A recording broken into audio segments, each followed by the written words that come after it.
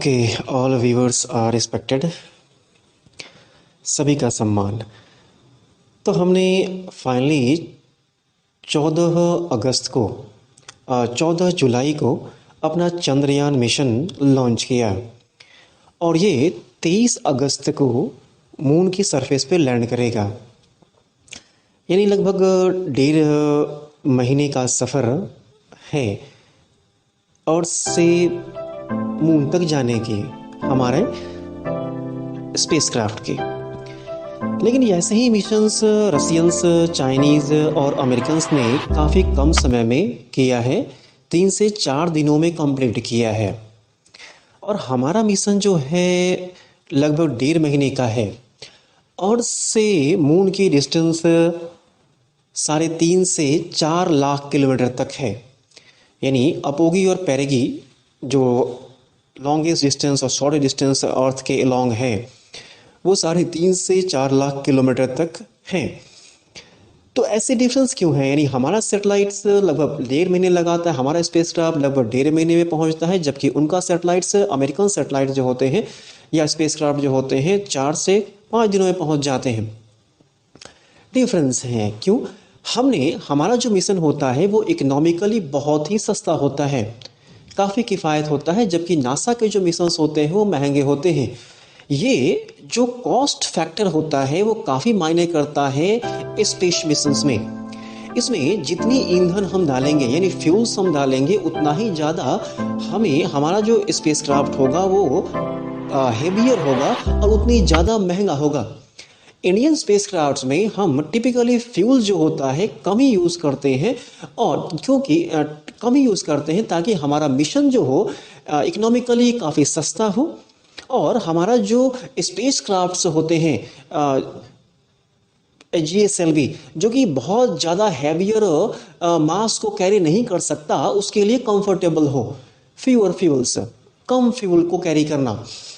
तो आखिर हमारा स्पेस क्राफ्ट मून्स तक पहुंचेगा कैसे?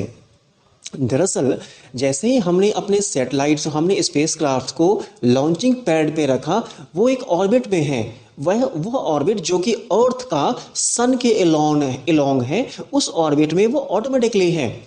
हमें क्या करना है, जैसे ही हमने लॉन्च किया हमने उसे एक नया ऑर्बिट दिया अर्थ के अलोंग, यानी अब उसे हमारा सैटेलाइट, हमारा स्पेसक्राफ्ट अर्थ को रिवॉल्व कर रहा है इन द इलिप्टिकल पाथ। अब यहाँ पे समझनी है, अर्थ जो हमारा जो स्पेसक्राफ्ट हमारे अर्थ को जो रिवॉल्व कर रहा है वो सेम डायरेक्शन में रिवॉल्व कर रहा है जो डायरेक्शन अर्थ का सन के अकॉर्डिंग है। यानी जिस डायरेक्शन में अर्थ सन को रिवॉल्व कर रहा है, हमारा स्पेसक्राफ्ट अभी कुछ दिनों तक उसी डायरेक्शंस में अपने अर्थ को रिवॉल्व करेगा। और चूंकि हमारा सैटेलाइट्स अपने अर्थ को रिवॉल्व कर रहा है और इलिप्टिकल पाथ है, इसका एक अपोगी और पेरिगी होगा। जैसे ही हमारा सैटेलाइट्स, हमारा स्पेसक्राफ्ट एक रिवोल्यूशन को पूरा करेगा और अपने पेरिगी, अर्थ के अकॉर्डिंग वो पेरिगी पे पहुंचेगा, यानी अर्थ से क्लोज डिस्टेंस पे पहुंचेगा, वैसे ही अर्थ का ग्रेविटेशनल फोर्स उस पे एक्ट करेगा। यानी अर्थ का ग्रेविटेशनल फोर्स उस ऑब्जेक्ट पे अपना इफेक्ट दिखाएगा। क्योंकि हमारा सैटेलाइट और अर्थ का डायरेक्शन मूवमेंट का एक ही है, यहाँ पे क्या होगा, एक मोमेंटम ऐड होगा। यानी अर्थ और सैटेलाइट स्पेसक्राफ्ट के बीच मोमेंटम की शेयरिंग होगी। हमारा अर्थ सैटेलाइट्स को बहुत तेजी से या फिर स्पेसक्राफ्ट को बहुत तेजी से अपनी ओर खींचेगा, क्योंकि सेम डायरेक्शन है। ऐसी हालात में हमारे अर्थ का कुछ momentum, some part of momentum जो होगा वो सैटेलाइट पे ट्रांसफर होगा, जिसके कारण उसकी स्पीड कई गुना बढ़ जाएगी। और जितनी बार भी वो हमारे अर्थ को रिवॉल्व करेगा और फिर से पेरिगी पे पहुंचेगा, उसका अपोगी और दूर होता चला जाएगा, यानी उसका पाथ और इलिप्टिकल होता चला जाएगा।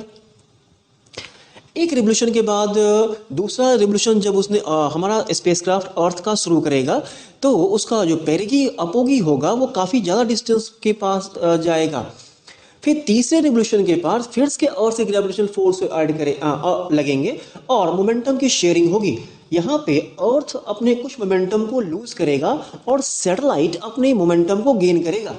चूंकि अर्थ एक मासिव ऑब्जेक्ट है as compare to the satellite, यानी सैटेलाइट के कंपैरिजन में अर्थ एक बहुत ही मासिव ऑब्जेक्ट है, तो अर्थ के द्वारा लूज किया गया मोमेंटम इनसिग्निफिकेंट होगा, जबकि यही इनसिग्निफिकेंट मोमेंटम जो सैटेलाइट ने गेन किया है वो सैटेलाइट के लिए काफी इफेक्टिव होगा। और जितने बार भी वो इस तरीके से इलिप्टिकल ऑर्बिट को फॉलो करता जाएगा, उसकी जो अपोगी होगी वो अर्थ से काफी दूर होता चला जाएगा।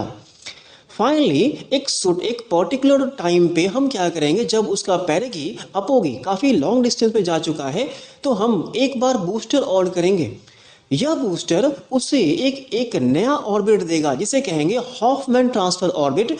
चूंकि देखो अर्थ भी मून भी हमारे अर्थ को रिवॉल्व कर रहा है और इस पॉइंट पे हमारा सैटेलाइट भी रिवॉल्व कर रहा है, लेकिन हमारा सैटेलाइट अभी तक जितने बार भी रिवॉल्व किया है उसका जो ऑर्बिट है वो मून की ऑर्बिट को टच नहीं करता। ऐसे हालत में हमें एक फिर से अपने अर्थ के ग्रेविटेशनल फोर्स को यूज करते हुए ही उसे फिर से एक इमेजिनरी काफी इलिप्टिकल ऑर्बिट देना पड़ेगा, जिसे हम कहेंगे हॉफमैन ट्रांसफर ऑर्बिट। और ये ऑर्बिट क्या करेगा, ये ऑर्बिट मून की ऑर्बिट को कट करेगा।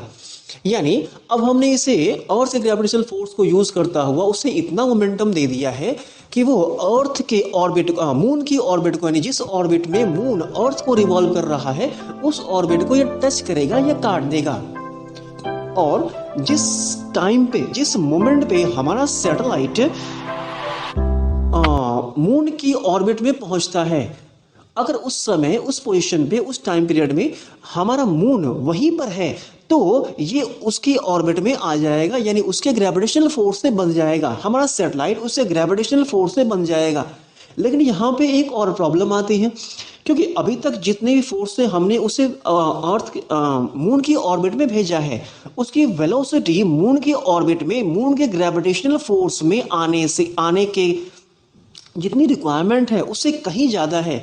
यानी यहाँ पे हमने अर्थ ग्रेविटी असिस्टेंस के हेल्प से जो मोमेंटम उसे दिया है वो मोमेंटम अर्थ मून के एटमॉस्फेयर में आने के लिए उसके लिए बहुत ज़्यादा है।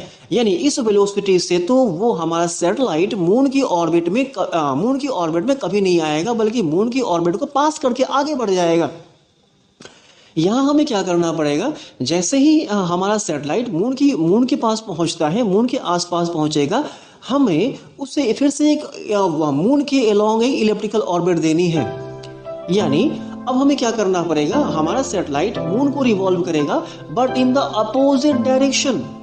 यहाँ पे पहली बार हमने जब उसको अपने सैटेलाइट को अर्थ के अलोंग मूव करवाया था तो उसका डायरेक्शन वही था जो अर्थ का था। अब जो हमारा सैटेलाइट मून के पास पहुंच रहा है उसका जो मूवमेंट का डायरेक्शन होगा, यानी अब जो मून को रिवॉल्व करेगा उसकी वेलोसिटी कम करने की ज़रूरत है, और ये कम तभी होगी जब उसको हम मून के अपोजिट डायरेक्शन में मूव करवाएं। यानी जिस डायरेक्शन में मून मूव कर रहा है उसके अपोजिट डायरेक्शन में हम अपने सैटेलाइट्स को यानी स्पेसक्राफ्ट को मूव करवाएंगे। ऐसी हालत में फिर से वही थ्योरी काम करेगी, यानी अर्थ का मून की ग्रेविटेशनल फोर्स यहाँ एक्ट करेगा। चूंकि दोनों अपोजिट डायरेक्शंस में है, फिर से मोमेंटम में ट्रांसफर आएंगे। चूंकि नेट मोमेंटम तो हमेशा कांस्टेंट रहता है, हमने 10th क्लास की बुक में पढ़ा भी होगा कि मोमेंटम आर कंजर्व्ड। जो मून की मोमेंटम है और हमारे सैटेलाइट की मोमेंटम है वो नेट मोमेंटम तो सेम रहेगा, लेकिन चूंकि अपोजिट डायरेक्शन से आते हैं तो यहाँ पे दोनों ऑब्जेक्ट एक दूसरे को अपनी ओर खींचेंगे, जिसका रिजल्ट क्या होगा, यहाँ पे जो मून जो है वो सैटेलाइट को अपनी ओर खींचेगा और सैटेलाइट मून को अपनी ओर खींचेगा, जिसका रिजल्ट होगा कि मोमेंटम का ट्रांसफर यहाँ सैटेलाइट से मून की तरफ होगा, मासिव ऑब्जेक्ट की तरफ होगा। यानी यहाँ पे कुछ मोमेंटम मून गेन करेगा और सैटेलाइट लूज करेगा। क्योंकि मून एक मासिव ऑब्जेक्ट है तो उसके द्वारा गेन किया गया मोमेंटम इनसिग्निफिकेंट रूप से हमें नजर आएगा या नजर नहीं आएगा, जबकि जो सैटेलाइट है वो मून के कंपैरिजन में काफ़ी छोटा है, उसके द्वारा लूज किया गया मोमेंटम काफ़ी सिग्निफिकेंट होगा, उसकी वेलोसिटी को काफ़ी डिक्रीज करेगा। और यहाँ पे हम क्या करेंगे, उसको हर कई बार और मून को रिवॉल्व करवाएंगे। यानी जिस तरीके से हमने अपने सैटेलाइट को कई बार अर्थ के अलोंग रिवॉल्व करवाया था, उस तरीके से अब हम मून के अलोंग रिवॉल्व करवाएंगे। और जितनी बार भी उसे रिवॉल्व करवानी है हमें, उतनी बार उसकी वेलोसिटी यानी मोमेंटम जो होगा वो कम होगा। मोमेंटम कम नहीं होगा, वेलोसिटी कम होगा, क्योंकि वो अपोज डायरेक्शन से अपोगी और पेरिगी पे पहुंचेगा। तो अर्थ मून का ग्रेविटेशनल फोर्स के कारण उसके मोमेंटम शेयर होगा, और मोमेंटम के कारण उसकी वेलोसिटी कम हो जाएगी, और अल्टीमेटली वो इतनी मोमेंटम यानी इतनी वेलोसिटी में आएगा कि वो मून की ग्रेविटेशनल फोर्स में बच जाएगा और उसके एटमॉस्फेयर में इंटर हो जाएगा। अगर उसे लैंड करवानी है तो यहाँ पे हमें बूस्टर के सहारे फिर से उसके वेलोसिटी को फर्दर काफ़ी कम करना होगा और धीरे धीरे करके लैंड करना होगा। तो बेसिकली यही रीजंस हैं कि हमारे सैटेलाइट्स को, हमारे स्पेसक्राफ्ट को इतना समय लगता है, जबकि अमेरिकन्स या चाइनीज़ या रशियंस को काफ़ी कम समय लगता है, क्योंकि वो उसमें इतना फ्यूल्स होते हैं कि डायरेक्टली वो उनके सैटेलाइट्स को मून की ऑर्बिट में डाल देते हैं। हमने ईंधन कम किया है, बूस्टर को कम किया है, इसलिए हम क्या करते हैं, ग्रेविटी असिस्टेंस फोर्स का यूज़ करते हैं वेलोसिटी इनक्रीज करने में।